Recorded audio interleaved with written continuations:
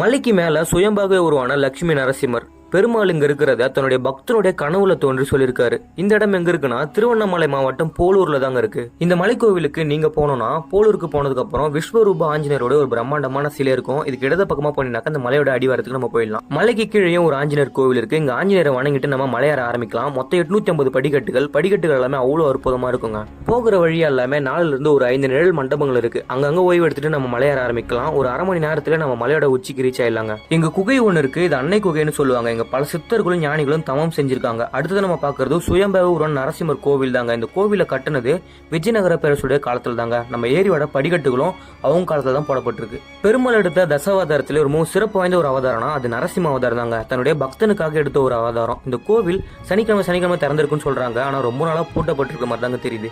நீங்க திருவண்ணாமலை போலூருக்கு போனீங்கன்னாக்கா கண்டிப்பா இந்த மலை கோவிலுக்கு போயிட்டு வாங்க. இந்த மாதிரி நிறைய டிராவலிங் சம்பந்தப்பட்ட வீடியோஸ் பார்க்கணும்னாக்கா பிரயாணம் சேனலை ஃபாலோ பண்ணிக்கோங்க.